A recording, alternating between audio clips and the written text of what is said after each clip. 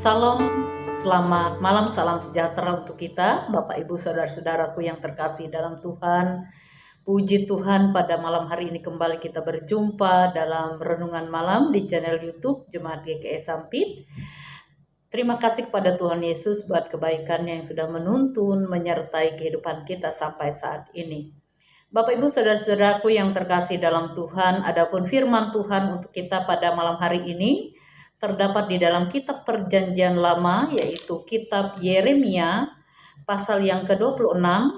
Namun saya akan mengambil satu ayat saja untuk menjadi dasar renungan kita bersama pada malam hari ini, yaitu di dalam ayatnya yang ke-13. Saya bacakan untuk kita, demikian bunyi firman Tuhan. Oleh sebab itu perbaikilah tingkah langkahmu dan perbuatanmu, dan dengarkanlah suara Tuhan Allahmu, sehingga Tuhan menyesal akan malapetaka yang diancamnya atas kamu. Demikian firman Tuhan untuk kita. Bapak Ibu Saudara-saudaraku yang terkasih dalam Tuhan kita Yesus Kristus, ketika kita minum obat karena kita sakit, maka sangat jarang obat itu terasa manis, ya. Sangat jarang. Mungkin kalau dia dibuat untuk anak-anak supaya anak-anak bisa menelannya, maka bisa dibuat manis seperti itu. Tetapi kebanyakan obat itu pahit, ya. Jadi obat yang pahit ini diminum kepada pasien, tujuannya supaya pasien itu sembuh, ya. Memang tidak enak, ya, karena pahit. Bahkan orang-orang banyak yang tidak mau meminum obat karena begitu pahitnya. Tetapi obat yang pahit ini bertujuan untuk sembuh. Obat yang pahit ini diberikan kepada orang yang sakit supaya ia pulih kembali, supaya ia mendapatkan kembali kesehatannya. Nah, Bapak Ibu yang kekasih di dalam Tuhan kita Yesus Kristus, susah bagi kita untuk menerima sesuatu yang pahit, sesuatu yang tidak enak didengar, tidak enak dirasa. Lebih baik kita mendengar berita manis, menyenangkan hati, meskipun itu hanya boleh dikatakan suatu hal yang biasa-biasa saja, ya. Tetapi itu lebih enak. Nah, kepada orang Yehuda di dalam nas kita, Yeremia diutus untuk membawa berita yang pahit. Dan berita yang pahit yang dibawa oleh Yeremia ini adalah di tengah kejahatan dan karena perbuatan jahat yang mereka lakukan terhadap Tuhan. Mereka menyangkal Tuhan dengan berbuat tidak setia lagi kepada Tuhan. Mereka menyangkal Tuhan dengan tidak mau lagi melakukan apa yang Tuhan kehendaki. Mereka menyangkal Tuhan dengan mereka melakukan tindakan yang tidak sesuai dengan identitas mereka sebagai umat kepunyaan Tuhan. Dan mereka sangat menyakiti, mereka sangat mengecewakan hati Tuhan. Sebab itu Tuhan memanggil Nabi Yeremia dan menempatkan dia dan memerintahkan dia supaya bernubuat, mengutus Nabi Yeremia kepada bangsanya sendiri untuk bernubuat.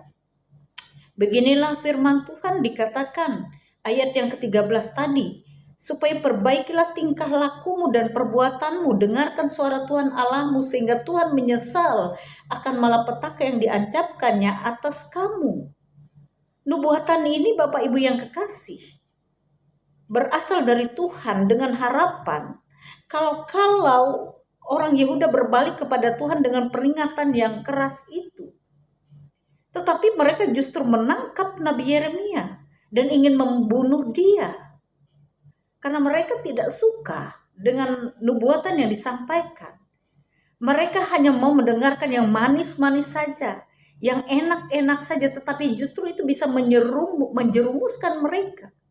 Seperti yang dilakukan oleh nabi-nabi palsu atau nabi-nabi yang bukan berasal dari Tuhan, yang hanya mau menyampaikan berita-berita yang kelihatannya sukacita, yang menyenangkan, tetapi justru itu akan membuat umat Tuhan semakin tersesat, semakin tidak mau berbalik dan bertobat kepada Tuhan.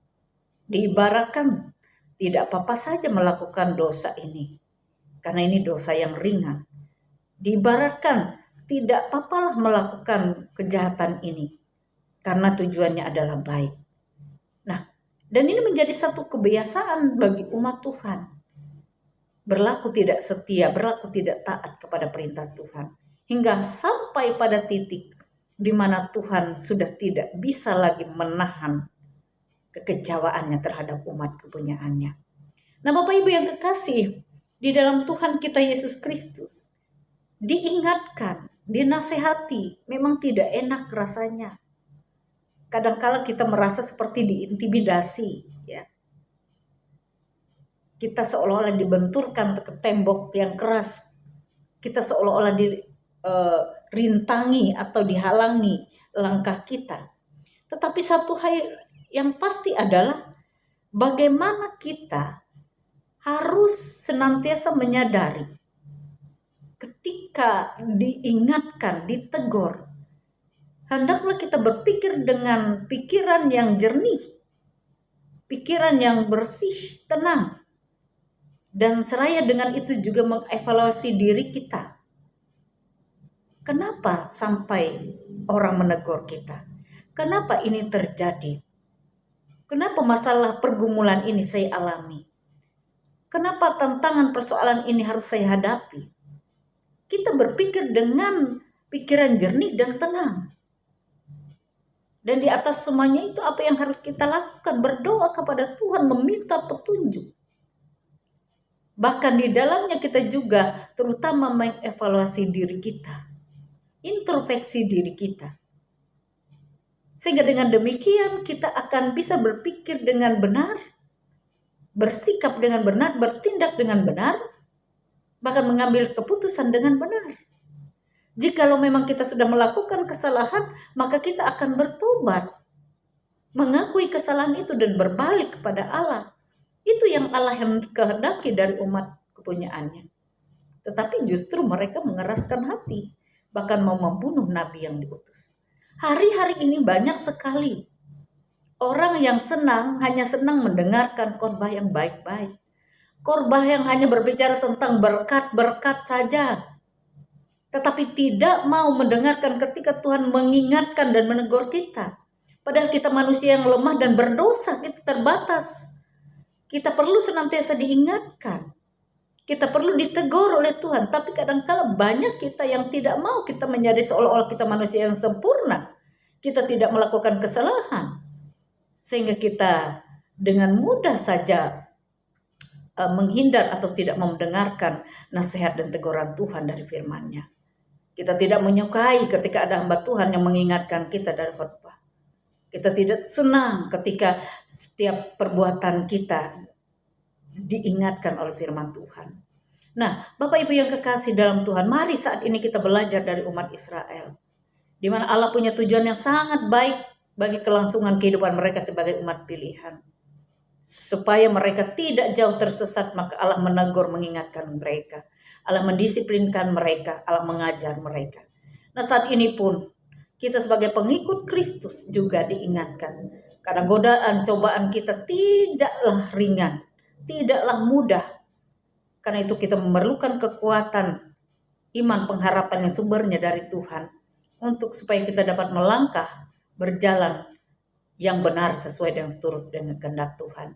Jangan kita hanya mau mendengarkan, oh kamu diberkati, kamu begini, kamu sukses, kamu begini. Tetapi ketika seperti dikatakan Ayub, apakah aku hanya mau menerima yang baik-baik saja? Tapi saat ini apapun yang kita hadapi dan alami, biarlah boleh memberikan pelajaran yang terbaik bagi kehidupan kita. Untuk semakin kita giat di dalam pekerjaan Tuhan, semakin tekun di dalam hidup di dalam iman dan pengharapan kita kepada Tuhan. Tuhan memberkati kita dan menolong kita. Mari kita berdoa. Terpuji-pujilah Engkau ya Allah Bapa dalam nama Yesus. Terima kasih atas firman-Mu yang baru saja kami dengar dan renungkan. Mari Tuhan ajarkan kami, disiplinkan kami. Tuntun dan pimpin kami sehingga kami tidak tersesat. Inilah doa kami dalam nama Tuhan Yesus. Kami berdoa dan mengucap syukur. Amin. Tuhan memberkati kita. Shalom.